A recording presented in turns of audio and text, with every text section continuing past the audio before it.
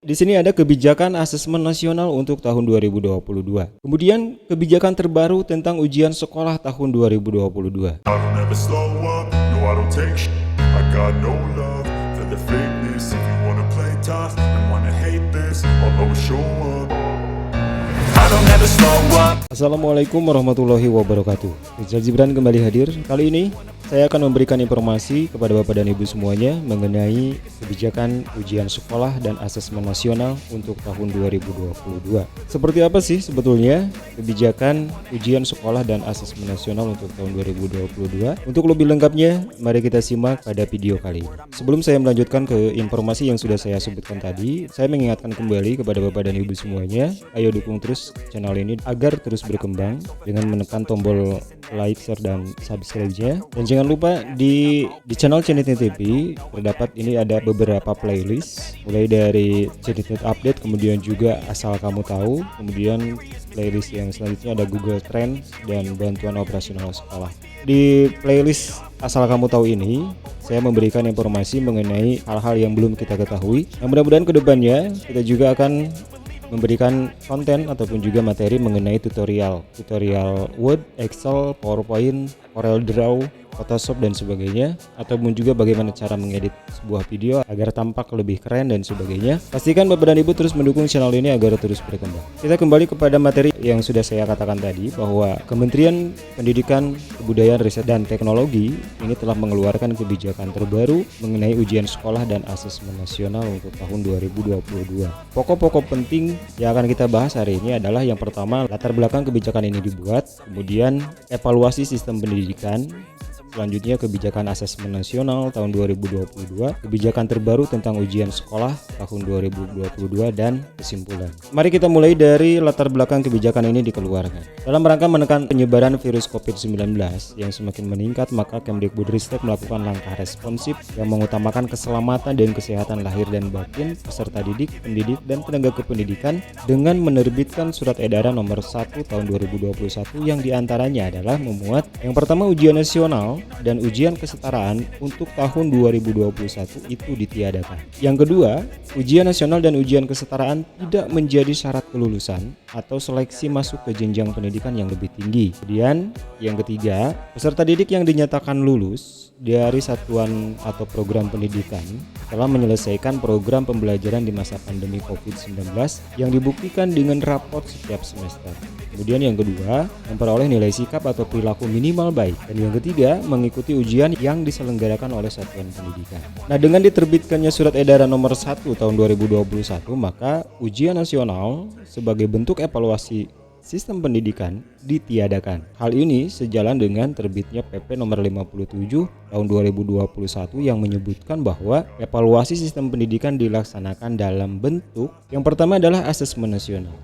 Kemudian yang kedua, analisis data satuan pendidikan, pendidik, tenaga kependidikan, dan pemerintah daerah. Lalu bagaimana dengan evaluasi sistem pendidikan? Nah, evaluasi sistem pendidikan ini dilakukan oleh yang pertama oleh pemerintah pusat sebagai dasar bagi menteri untuk menetapkan profil pendidikan yang nantinya akan digunakan sebagai landasan untuk peningkatan mutu layanan pendidikan dasar dan menengah serta penetapan rapor pendidikan. Kemudian peran dari pemerintah daerah.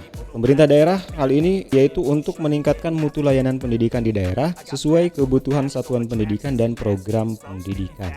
Kemudian untuk lembaga yang bersifat mandiri ini untuk melakukan evaluasi terhadap penyelenggaraan pendidikan secara keseluruhan dalam mencapai standar nasional pendidikan. Lalu kemudian di sini ada kebijakan asesmen nasional untuk tahun 2022.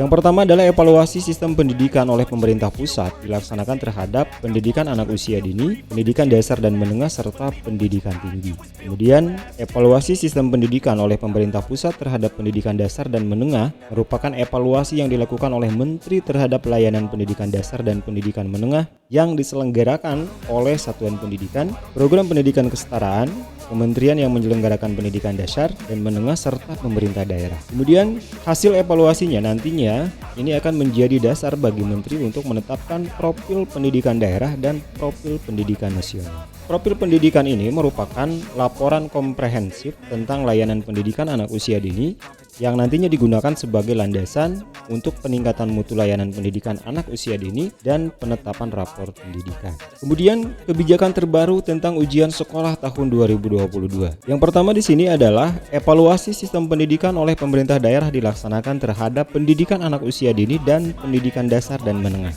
Kemudian yang kedua, evaluasi sistem pendidikan oleh pemerintah daerah merupakan evaluasi terhadap kinerja satuan pendidikan dan program pendidikan sesuai dengan kewenangannya. Selanjutnya yang ketiga adalah evaluasi sistem pendidikan oleh pemerintah daerah dilaksanakan berdasarkan profil pendidikan daerah. Nah, kemudian di sini dikit dibahas adalah tentang ujian sekolah. Ini sesuai dengan Peraturan Menteri Pendidikan Nomor 43 Tahun 2019.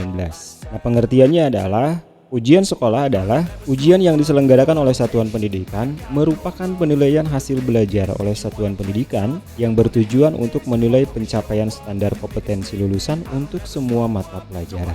Kemudian bentuk ujian yang diselenggarakan oleh satuan pendidikan ini berupa portofolio, kemudian penugasan, tes tertulis atau bentuk kegiatan lain yang ditetapkan oleh satuan pendidikan sesuai dengan kompetensi yang diukur berdasarkan standar nasional pendidikan. Pelaksanaannya ini bisa dilaksanakan pada semester ganjil dan atau semester genap pada akhir jenjang dengan mempertimbangkan capaian standar kompetensi lulusan. Kemudian untuk peserta ujian sekolah. Untuk peserta ujian sekolah yang diselenggarakan oleh satuan pendidikan diikuti oleh peserta didik pada akhir jenjang. Kemudian persyaratannya adalah yang pertama telah berada pada tahun terakhir di masing-masing jenjang atau program paket kesetaraan serta memiliki laporan lengkap penilaian hasil belajar seluruh program pembelajaran yang telah ditempuh pada jenjang pendidikan tersebut. Kemudian kelulusan peserta didik untuk jenjang SD. Peserta didik dinyatakan lulus dari satuan atau program pendidikan setelah menyelesaikan seluruh program pembelajaran, kemudian memperoleh nilai atau sikap perilaku minimal baik dan mengikuti ujian yang diselenggarakan oleh satuan pendidikan. Kelulusan peserta didik ini ditetapkan oleh satuan atau program pendidikan yang bersangkutan.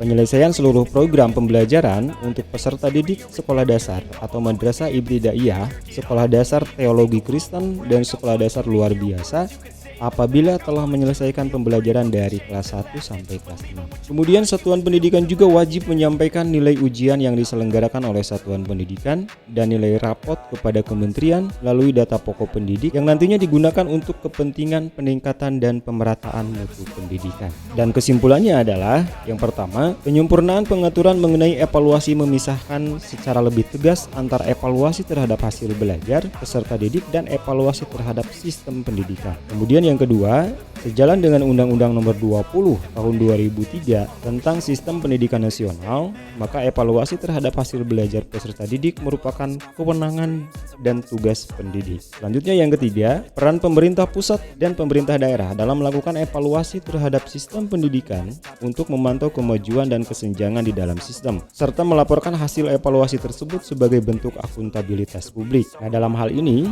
pemerintah pusat dan pemerintah daerah juga dibantu oleh lembaga mandiri untuk melakukan telaah kritis dan objektif. Nah, demikian Bapak dan Ibu informasi mengenai kebijakan ujian sekolah dan asesmen nasional untuk tahun 2022.